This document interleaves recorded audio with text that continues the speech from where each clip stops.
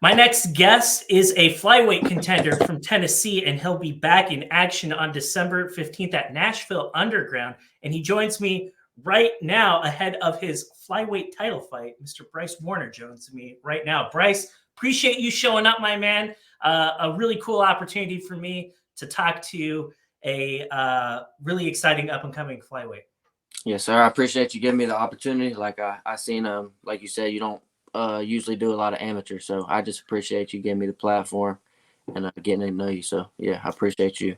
Well, it's my pleasure, and Merry Christmas, by the way. That's important. Got to say Merry Christmas. Yes. Bryce, a hidden story about you, right? Because it's really easy to hit on all the amount of success that you've had. You've been making it look easy. You're ripping off all these wins. You're getting ready to fight in a flyweight title fight, which doesn't always happen in the amateur ranks. Those are very rare.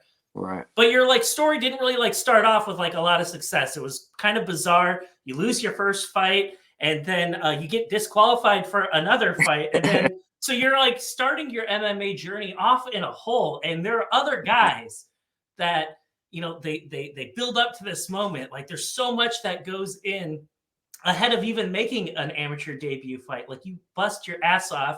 Your coaches have to kind of bless you to get on this competitive circuit. You put in all that work. You're not getting the results that you wanted. And this was only about a year, maybe 12, 14 months ago for you. Can you kind of take me back in time 12, 14 months ago? What was your mind like, and how did you kind of break out of this hole that you found yourself in? Right. So high school I was wrestling. I was a really good high school wrestler, and that's what I thought I was gonna do. I thought I was gonna go to college and wrestle. That was my thing. But it didn't. I was good at the wrestling side. I wasn't too good at the academic side. I was kind of bad at school, didn't show up, things like that. I didn't take it serious like I should have. So I kind of ruined the wrestling thing. But by the time I was a senior and wrestling season was coming to end, I knew I was going to fight. I knew I'm a competitor. I've been competing. That's all I really know. So I knew one way or another I'm going to be competing, and I've always loved fighting. I've gotten a lot of fights as a kid and things like that. It's always been natural to me, and I'm a little brother, so yeah, I got a lot of that. But I knew after high school, as soon as I turned 18, fight. And I was already in the gym at Wildside at the time, and Mike had already kind of took Mike Merriman. He was already kind of took notice of me and was like, as soon as you turn 18 or as soon as you graduate, this is it. So I knew that was the case. So as soon as I turned 18, I started training. I was naturally good at striking, and I had the wrestling background. So I kind of just started putting all the pieces together.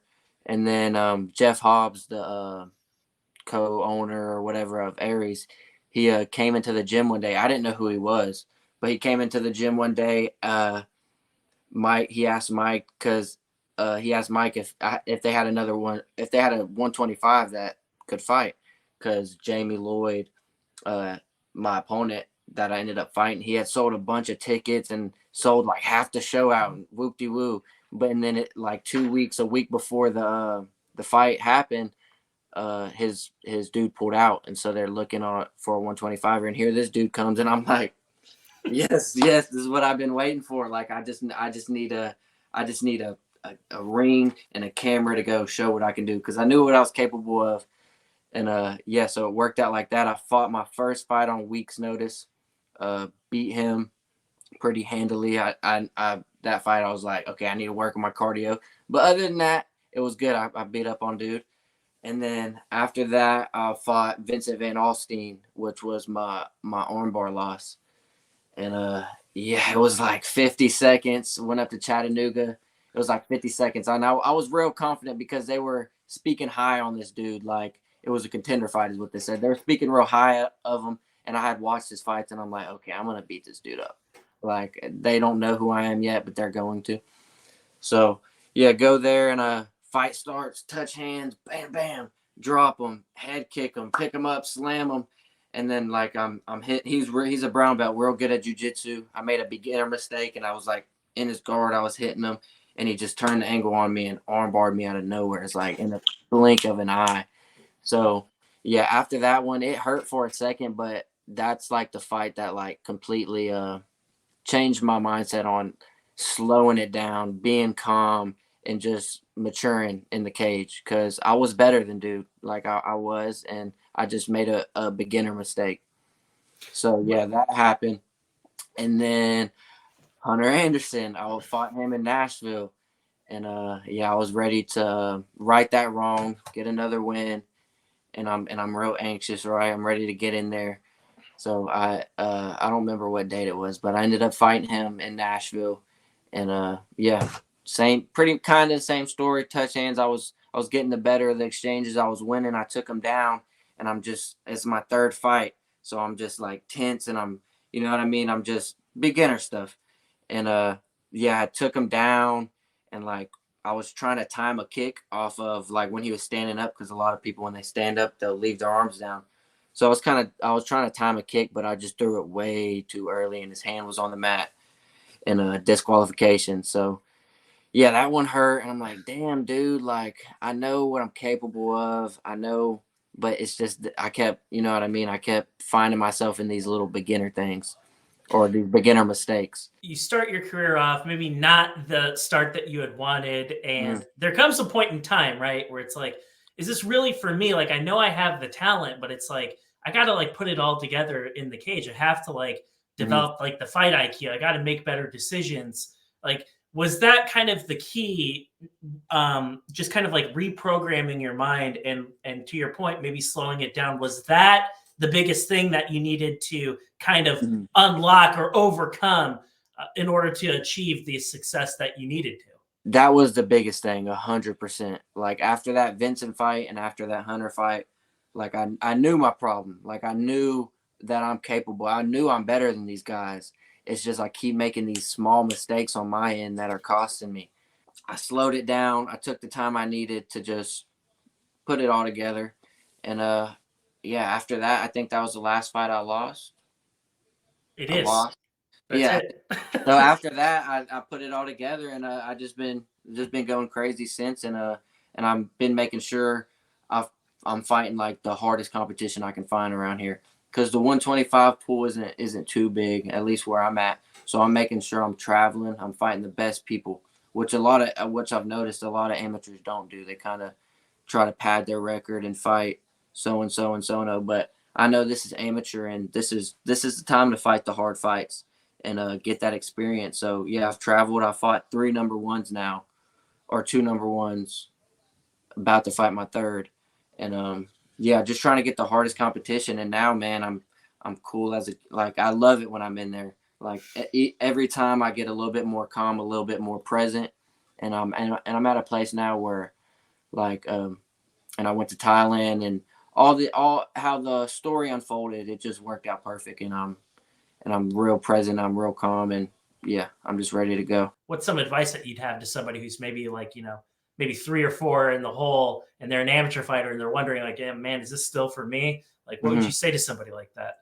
Man, just keep going, dude. Just keep going. That's what I did. Like I said, I knew what I was capable of, and I knew the mistakes I was making. You just got to hold yourself accountable, figure out what you're doing wrong, and keep going, keep pushing. If you truly believe in yourself and you know that you're a fighter and this is what you want to do, you just got to keep going, keep racking them up, and the eyes will come, the recognition will come. You just got to believe in yourself so others can believe in you. So In December 2022, you rematched Hunter Anderson. This time, yeah, you beat him by decision. We don't do any illegal strikes this time, but we right. go out there, we get the job done. Can you tell me, what was it like to get back in the green after encountering that adversity, especially against a guy that you were probably on the verge of beating the first time?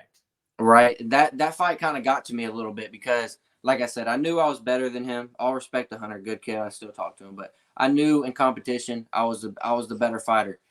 I just made that simple mistake, and I was real small at the time. I think we fought at 35 the second time, or both times actually, and I'm a 25er, but I was confident.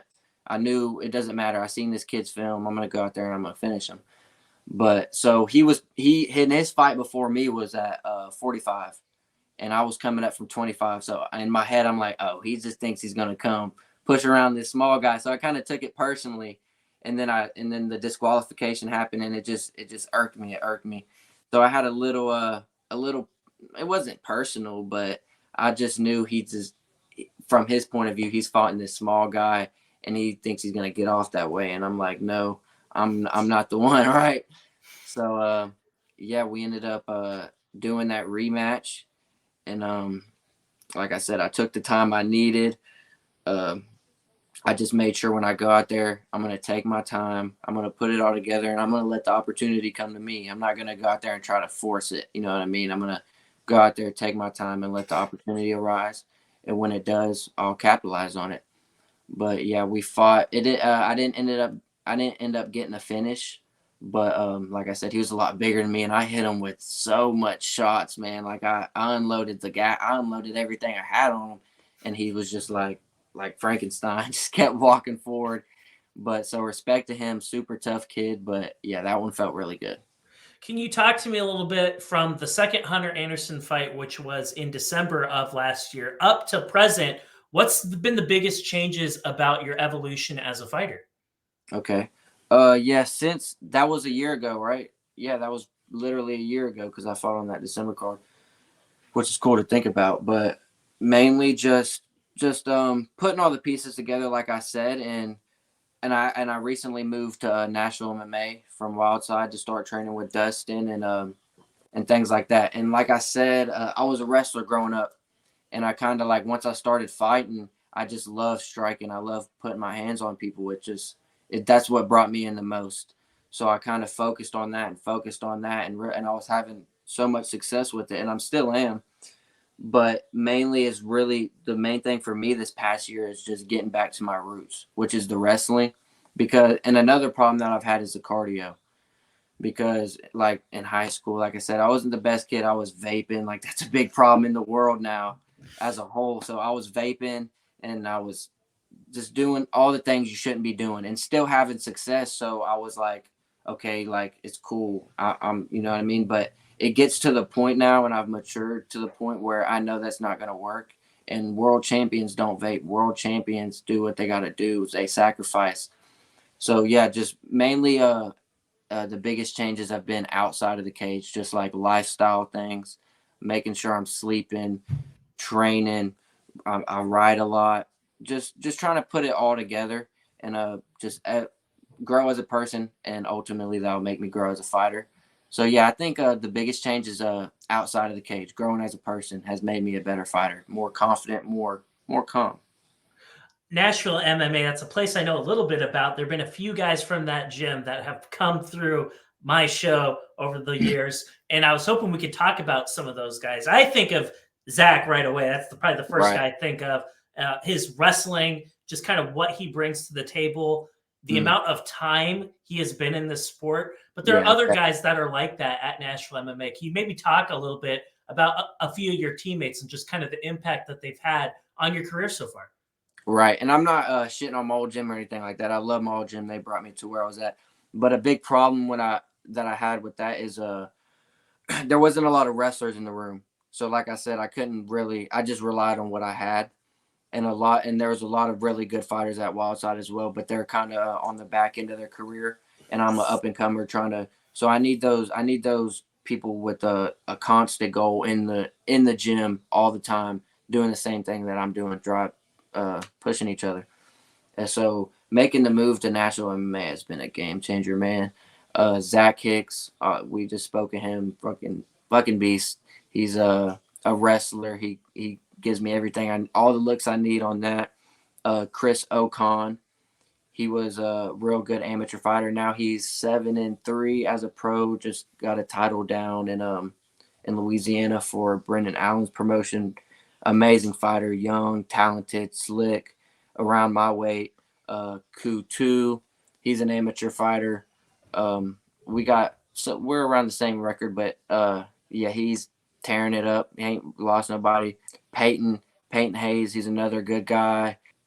Dedrick Sander, his main event for this next underground show, another good guy. Like I get all the looks. I got the people with the good stand up. I got people with good grappling, and they're all driven, and we all got one goal, and it's just we're just all pushing each other, and it's working out great. I'm feeling the results. There's just a lot of talent in that room, and I wish everyone the best of skill moving forward in their career. Tell me about the Tyler Stout fight. This is a guy that you fought earlier this fall. That fight goes to a split decision. I think Tyler's a great fighter. I looked at him and I'm just like, wow, this kid's really good. I also looked at you. I saw your speed. Your speed definitely showed out to me on the film. Your striking showed out to me on the film. You were throwing all kinds of stuff at this guy that I was really impressed by, like Superman punches. I don't really see those a whole lot anymore. You threw one of those during the fight. I see wheel kicks. I see you putting together combinations. I see the footwork. I see all the things I want to see out of like a really top flyweight prospect. And when you look back at that fight now, we'll get into the results a little bit, but were there certain boxes you want to check off? Like my footwork, I want to do this. I want my cardio to be this. I want to string together combinations on this guy. Like I want to make this a complete MMA fight. Like what were some of those types of goals when you're getting ready to fight Tyler? Right. So I did a little research on him before the fight, obviously, and I seen that he's a good striker himself, and he's not like a lot of these fighters that I fought in the past. It's like they don't like getting hit. Like once the fight starts and it becomes a real fight, they'll kind of back off a little bit. You can see it, you can feel it while you're in the cage with them. And I knew Tyler wasn't going to be that guy. I knew he's going to come in there, he's going to try to take my head off. So I knew how to be ready. And I was in Thailand actually right before I fought him for 2 months. So I knew I was gonna come back with some new skills. I wanted to show off my striking more than anything else. So yeah, I just wanted to let him know that he's 27, I'm 20 years old. I wanted to let him know he's not just gonna come in there and push me around. That he's got a fight on his hands, and I knew I had a fight on my hands as well. So yeah, not too much. I didn't think too much of this and that, what I'm going to do. I just knew I was going to go in there. I'm going to be myself. And that's what happened. That's what you get. Were you surprised, Bryce, that the fight went to a split decision at the very end? Like at the end of the fight, you know, you're checking in with your corner, your coaches are talking to you. Did you feel like you had done enough to win, or was everyone kind of looking at you like, dude, it could really go either way? We don't know. I feel I won. I feel I won 100%. Right after that fight, I thought I did enough 100%. And my coaches were telling me, I won. You're good. Like, you're good. Like, you did great. And then his coaches are telling him the same thing. So there's still a little bit of doubt in there for sure. I'm sure there was on his end too.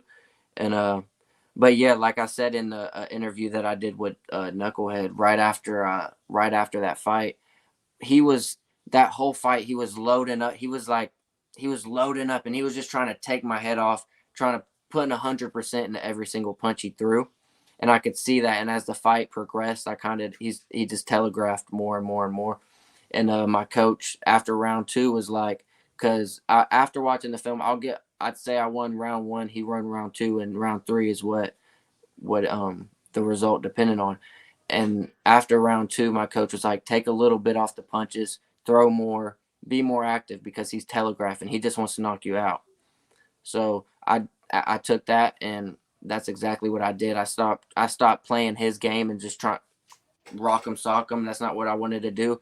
So third round, I went out there and I threw more combinations. I threw more leg kicks, just throwing more into the void. And that's what I feel gave me the third round. And I was winning. Well, congratulations to you, Bryce. That was a impressive win over an impressive opponent. On the broadcast, I did pick up on something. They were saying, like, you know, both these guys are really good. This might be the very last time we see them compete in the amateur ranks. But you're going back out there. You're fighting in another fight as an amateur. I assume it's your last fight as an amateur. But I wanted to ask you, like, where are you at with all that? That's probably the question you get asked with the most amount of frequency is like, Bryce, when are you going pro? When are you going to go pro? When are you going to go pro? And do you have an exact answer in mind, or is it just kind of a fight-by-fight thing for you? Right now, it's kind of a fight-by-fight thing, and I got signed by Ruby and Steve, so it's kind of not just my decision anymore. I got Dustin's part of that team too now, so it's kind of a collective call. And I do feel I'm ready. I feel I could go pro right now and do some damage. But then again, I think on the other side of me is I'm only 20 years old, man. And I just want to keep getting better, taking these hard fights. But I don't want to take too long either. So I got to run this through Steve and everything like that. But what I'm thinking is Tyler, man, since this last fight, it was a close fight. He has not shut up about it. And he had just recently, literally like last Saturday, won a title down in Louisville, his hometown. So I'm not looking past Rainwater. I'm focused 100% on him right now. But I'm thinking, go defend my belt for Aries, put on a show for them, and then run it back with Tyler and do it the right way this time in his hometown. I think that's the perfect story, and then go pro. Like I said, I got to run it through a couple people first, but I like that. I like the way it sounds. It's a good feeling. So, hey, I like where your mind's at, because there are a lot of guys like you, a lot of young, promising guys that achieve a lot of success, and they're really eager to make that jump to the pros right away. And it's like, once you make that move, it's like getting a tattoo. Exactly. Man. It ain't coming off you. Exactly. And there's no going back. And there are some guys that make that leap almost too soon, and then the game is done with them by the time they're 25, 26, 27 years old. Edmund Shabazian is probably a great example of that. Exactly. Training partner with Ronda Rousey. Everyone's hyping him up as like the next big thing, and he's only like 26 years old, and I don't know if he's ever really going to be at a point where he like goes back and fights at the highest level of right. MMA. I feel with that, he let all the noise get to him. Like okay, you're so good. Like, you're the new up and comer. You're this guy. You're that guy, which I hear a lot of that too. And I got people, like you said, asking me, when are you going pro? You're ready to go pro. Why don't you start making money? Start doing that. But I'm just trying to think ahead. And in the long run, the money is nice, but that's not what I'm doing this for. I want to make a career out of this. I want to be in the UFC. I want to be a world champ. So I just want to play it smart and do what my body tells me. I'm only 20. I ain't got my grown man strength on. That's really what I'm waiting for. That's really what I'm waiting for. Bryce, I think that's know thyself, right? Good for you for knowing that. But let's talk a little bit about this Rainwater kid that you'll be fighting at the end of the month. How did this bout come together? Is this a kid that you kind of been like having on your radar? Like, is this a guy that you knew at some point in time you were going to cross paths? Yeah, he had followed me on Instagram probably like a year ago, because we're both flyweights, we're both good, so we kind of just met on social media that way, or came to know each other, I guess. Not know him personally, but I knew who he was and what he's done, and he knows who I was and what I've done. And I could see from the beginning, okay, this kid's good. He's athletic, and he's kind of like a blue chip kid like myself, wrestler, young, athletic, and yeah, so I knew he's I guess you could say he's been on my radar. Not really, kind of. But yeah, he's been on my radar. Yeah, he's been on my radar. And it kind of just came into fruition perfectly. Like, I've been fighting. I went and fought Dominic Heath in Indiana, then I fought Tyler Stout, and I'm just trying to get the best competition I can get before I turn pro. And it got to the point where Aries hit me and was like, "Hey, we want you to defend the belt. We're looking for an opponent." And I'm like, I've went out and chased the best people, and I've beat them. So I'm wondering, like, I'm really curious of who they're gonna bring in. And then the thought popped in my head of Ben Rainwater. Okay, this kid's good. He's undefeated. He's number one out of Georgia. Like, this as long as he accepts the fight, this could be it. So I called Steve and see what he thought, and then I hit Jeff, and so they said he would get a hold of him, and supposedly they hit him, and he was all about. He was like, "As if it's Bryce Woerner, then yes. I don't want to fight for Aries only if it's Bryce Woerner." And so that's what they told me he said. So I was like, "That's awesome. That's exactly what I want." And I think he's the next best guy. I don't see anyone above him. Like I said, I went out and fought the best guys, and it's getting littler and littler, and yeah, I'm ready to take him out. Hey, and I love the fight for both of you, and I'm a fan of him too. I've seen his fights, and I'm just like, man, this guy's like really good. Like, this is basically a pro level fight, but it's happening in the amateur ranks. So I think the fans are going to be in for a treat as well. Bryce, when you look at Rainwater and you think about your skills and just kind of like this matchup in general, like, what are some of the things that he brings to the table, and what do you bring to the table? Kind of like, what are you expecting when you meet him here in a couple weeks? Right. So off the rip, I knew he was a wrestler. That's what he's dominated everybody with. He out wrestles everybody he's wrestled, or out everybody he's fought. So I'm sure that's going to be his game plan, is go out there and try to wrestle me, because you watch my fights, everyone watches my fights, and oh, he's a striker. That's what he's going to do. We're just going to take him down. Little do they know I'm a wrestler too, and I know how to wrestle, and I can pull that out of my back pocket. The reason why I have had so much success striking is because they feel the pressure. Like, they know they're not going to be able to take me down. Like, I like to sprawl and brawl. That's what I like to do. And that's kind of, like I said, I got away from my wrestling a little bit, and I've just been using it to stand up, because I've been having success that way. And that's what I still want to do. But I'm down to wrestle for 3 rounds if that's what he wants to do, because I love wrestling. That's my first love. So I think once we go out there and he gets hit a little bit, he's gonna want to wrestle me, and there'll be some good high level scrambles, and but I think I'll get the better of him. Like, I think he's a good kid, great future ahead of him, but I think I'm just a better fighter everywhere. Can you tell me, Bryce, like, as we mentioned at the beginning of the interview, 1 and 2, starting your career off in the hole, potentially ending 2023 with the flyweight title, what would that mean for you, your family, and your gym at this point? It'd be amazing, man. It'd be the perfect story. It's been a good year so far. I've got 5 wins under my belt. I want to make that 6. It's December. I can defend my belt against a game opponent, not just a fish, a game opponent, and then Christmas, and then start the new year off right, and reevaluate and see where to go from there. So it'd be the perfect end to this year. And another thing I want to say about Rainwater, like I said, I'm not underestimating him. I think he's a great kid, but he hasn't fought the best of opponents. When I see his record, or when I see the kids that he's fought, a lot of them are in the negative, except the last kid he fought, who was 3-0, who also didn't fight the best people. So I feel the difference is I'm chasing the hardest competition I can, and yeah, I think the mindset's just a little different, and I'm ready to go out there and show him that, quit talking, and just show him that he's got a fight on his hands, and I know I do as well. Well, you'll be doing the man dance, they say, on December 15th. There's a lot of people that are going to be going out that night to watch you fight. Tons of people going to be piling into Nashville to watch this performance, just because this is pretty much going to be the last fight card of the year in your area. Right. So for everyone that's showing up, buying a ticket, watching you fight on December 15th, what can they expect for this contest against Rainwater? Expect fireworks, man. We're both flyweights, quick, athletic, blue chip wrestlers. Like, I think y'all get a little bit of everything.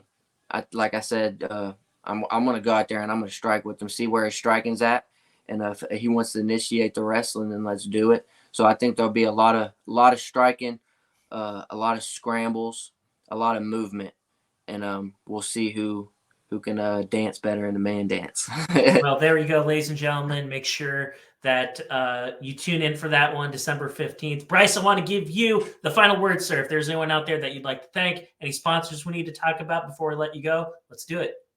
So TMH Fit just recently signed with them. They do all my merch. So if you want some Rage and Cajun merch, it's all on my Instagram or through their site. You can find it through my Instagram, TMH Fit on Instagram. Shout out to Steve, my manager, giving me all these opportunities to capitalize on and just put me in the best position for success. Shout out to Dustin, my coach in Nashville MMA, all my training partners, my old coach, everyone who's helped me in this process to getting where I'm at. And most of all, thankful for God, because he's the reason I'm here. He's the reason that I can wake up every day with a smile on my face and know I'm doing this for a reason. So, and shout out to you as well. So, yes, sir. Well, appreciate you, Bryce. I look forward to having you back for the next one.